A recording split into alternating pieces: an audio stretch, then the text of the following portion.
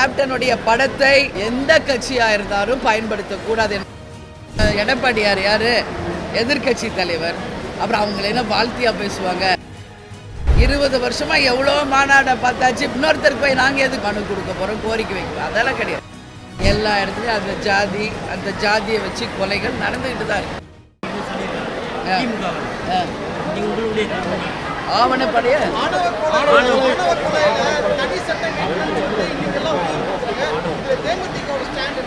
கண்டிப்பாக வரணும். தனி சட்டம் இயற்றி ஆணவ படுகொலைகளை தடுப்பதை தேமுதிக வரவேற்கிறது. நம்ம நாட்டில் தான் பாரதியார் பெரியார் எல்லாம் பிறந்து ஜாதி இல்லையடி பாப்பான்னு எப்பயோ சொல்லிட்டு போயிட்டார். ஆனால் இன்றைக்கி வரைக்கும் எங்கேயாவது ஜாதி ஒழிஞ்சிச்சா? எல்லா இடத்துலையும் அந்த ஜாதியை வச்சு கொலைகள் நடந்துக்கிட்டு தான் இருக்குது. அதுதான் நேற்று நான் சொன்னேன். ஒவ்வொரு தனி நபரும் அதை மைண்டில் ஏற்றி மாற்றணும். தலைவர் எவ்வளவோ சொல்லியிருக்கார், ஜாதி மதத்திற்கு அப்பாற்பட்டது தேமுதிக அப்படின்னு. அந்த வழியே எங்கள் வழி.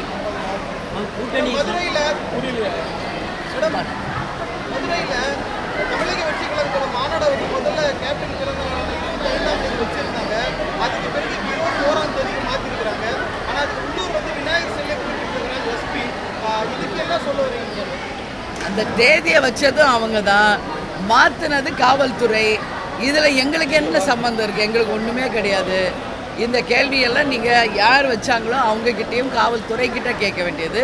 அவங்க விநாயகர் சதுர்த்தி இருக்கிறதுனால பாதுகாப்பு கொடுக்க முடியாதுன்றதுனால 21க்கு மாற்றிருக்காங்க.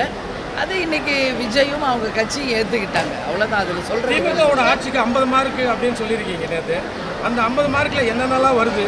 இல்லை, நேற்று என்கிட்ட கேள்வி கேட்டாங்க, எப்படி இருக்குது உங்கள் பார்வையில் சொல்லுங்கன்னு. நிறையும் குறையும் கலந்த ஒரு ஆட்சியாக தான் நான் பார்க்குறேன். ஏன்னா இப்போ நீங்கள் கேட்ட கேள்வியெல்லாம் ஆட்சியினுடைய குறைகள்.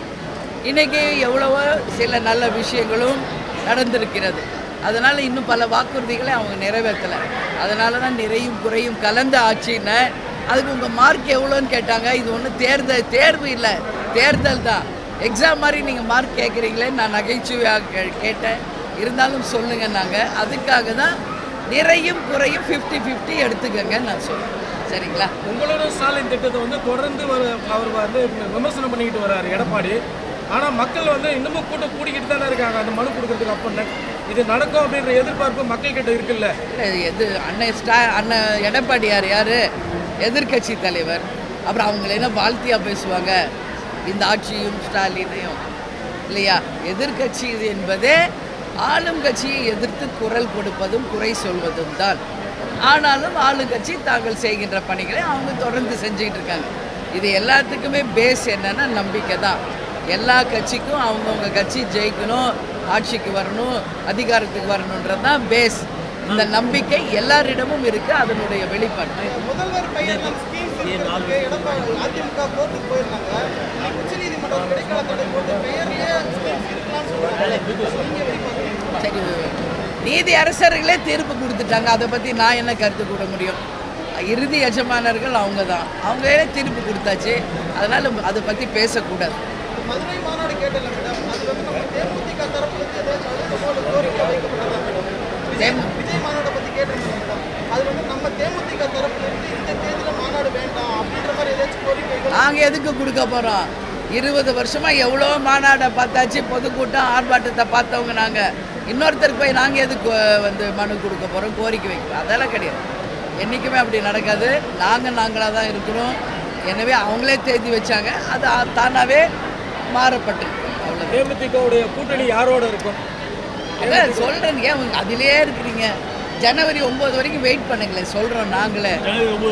ஆமாம், வெயிட் பண்ணுங்க. ஏன் இப்போ பொறுத்துக்க முடியலையா? எங்களை விட நீங்கள் ரொம்ப ஆர்வமாக இருக்கீங்களா? அதனால் உங்களுக்கு தலைப்பு செய்தி போடணும், அதோட உங்கள் வேலை முடிஞ்சு. ஆனால் நாங்கள் அப்படி கிடையாது. எங்கள் கட்சியை நாங்கள் ஒழுங்குபடுத்தணும், நிர்வாகம் பண்ணணும். இன்னும் நிறைய வேலை எங்களுக்கு பெண்டிங் இருக்குது. பத்திரிகையாளர் நீங்களே எங்களுக்கு சப்போர்ட் பண்ணுங்கள். எப்போ பாரு அந்த ஒரே வேர்டு கூட்டணி. அதை விட்டு மக்கள் பிரச்சனையை கேளுங்க, தமிழ்நாட்டில் இருக்கிற பிரச்சனைகளை கேளுங்க. நான் சந்தோஷமாக பதில் சொல்கிறேன். அதே மாதிரி ஒரே விஷயம், யாரும் கேப்டனுடைய படத்தை எந்த கட்சியாக இருந்தாலும் பயன்படுத்தக்கூடாது என்பதை இந்த ப்ரெஸ் மீட்டில் நான் சொல்கிறேன். ஏன்னா நாங்கள் இன்றைக்கி ஒரு அரசியல் கட்சி. எங்கள் தலைவர் கேப்டன். அப்படி இருக்கும்போது மற்றொரு அரசியல் கட்சி கேப்டன் புகைப்படத்தை என்றைக்கும் யாரும் பயன்படுத்தவே கூடாது. கூட்டணிக்கு வரீங்களா, அப்போ நம்ம தேர்தல் நேரத்தில் பயன்படுத்தலாம். தனிப்பட்ட முறையில் கேப்டனுடைய புகைப்படத்தை எந்த அரசியல் கட்சியும் பயன்படுத்தக்கூடாது அப்படின்றத இங்கே வேலூரில் இந்த ப்ரெஸ் மீட் மூலயமா நான் தெரிவிக்கிறேன். இதை நீங்கள் எல்லா இடத்துலையும் பப்ளிஷ் பண்ணுங்க. அதே மாதிரி நீங்கள் கேட்டீங்க ரத யாத்திரைன்னு. இன்னைக்கு குடியாத்தத்தில் கேப்டனுடைய ரத யாத்திரை தொடங்கப்படுகிறது. 5 மணிக்கு தொடங்குகிறோம். அது ஆஸ் யூஷுவல் 10-11 மணி வரைக்கும் போதுங்க எங்களுடைய கூட்டம். அதனால் நாங்கள் முதல் நாளே கொண்டு வரணும்னு தான் ட்ரை பண்ணோம். நிறைய வேலைப்பாடுகள், நிறைய வேலை. அதனால் ஒரு 2 நாள் தாமதமாக இன்றைக்கி தான் வேலூருக்கு ரத யாத்திரை வருது. அதான் எல்லாரும் சொல்கிறாங்க கேப்டன் வேலூர் மாவட்டத்தினுடைய மாப்பிள்ளை. அதனால் தன்னுடைய மாமனார் மாமியார் ஊரில் இருந்தால் ஆரம்பிக்கணும்னு கேப்டன் பிடிவாதமாக இருந்து இன்றைக்கி குடியாத்தத்துக்கு வர்றாரு. அதனால் எங்கள் மாவட்டத்தில் எல்லாருக்கும் இது சந்தோஷம். அவர் இன்றைக்கி வேலூருக்கு வருகிறார். மக்களை சந்திக்க கேப்டன் மக்களோடு மக்களாக வாழ்ந்த தலைவர். அதனால தான் மக்களை தேடி மக்கள் தலைவர் என்ற ரத யாத்திரை இன்னைக்கு ஈவினிங் 5 o'clock ஸ்டார்ட் பண்ணுறோம் என்பதை நன்றி நன்றி நன்றி நன்றி.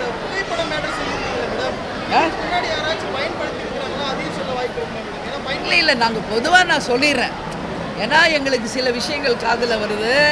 அதனால் இனிமே யாரும் தலைவருடைய புகைப்படத்தையோ எதையும் நீங்கள் பயன்படுத்தக்கூடாது. ஏன்னா எங்களுக்கு கட்சி இருக்குது, எங்கள் நிர்வாகிகள் தொண்டர்கள் இருக்காங்க, அவங்க மட்டும்தான் அது பயன்படுத்தணும். கூட்டணி அமைக்கும் போது எல்லா கூட்டணி கட்சி தலைவர் கூட போடுறீங்களா, அது எங்களுக்கு பிரச்சனை கிடையாது. ஆனால் ஒரு தனிப்பட்ட ஒரு நிகழ்ச்சியிலையோ தனிப்பட்ட கட்சியிலையோ கேப்டன் புகைப்படத்தையோ தலைவருடைய வசனங்களையோ யாரும் பயன்படுத்த வேண்டாம் என்று கேட்டுக்கொள்கிறேன். நான் அந்த சினிமாக்கு இல்லை, நான் முதலே சொல்லிட்டேனே. லப்பர் பந்துன்னு ஒரு படம் கேப்டனை காமிச்சு மிகப்பெரிய வெற்றி படமாக அமைஞ்சது. அதுக்கு ப்ரிவ்யூ ஷோ நான் போய் பார்த்து வாழ்த்து சொல்லியிருக்கேன். அப்போ என்ன சொன்னேன், சினிமா துறையிலேயே கேப்டன் அவர்கள் ஒரு ஆணிவேராக இருந்து சினிமா துறையை வளர்த்தெடுத்தவர். அதனால் கேப்டன் எங்கள் குடும்பம் மட்டும் சொத்து இல்லை, சினிமா துறைக்கும் தமிழக மக்களின் சொத்து அவர் அப்படின்னு நான் சொல்லியிருக்கேன். அது திரையுலகுக்கு சம்மந்தப்படாது. பட் அரசியல் கட்சிகள் என்று வரும்போது குழப்பம் வரக்கூடாதுன்றதுனால தான் அதையும் சொல்கிறோம். கூட்டணி வரும்போது நீங்கள் பயன்படுத்திக்க. நன்றி நன்றி, வணக்கம். இதுபோன்ற செய்திகளை மேலும் தெரிந்து கொள்ள எங்களது யூடியூப், ஃபேஸ்புக் மற்றும் ட்விட்டர் ஆப்களை சப்ஸ்கிரைப் செய்யவும்.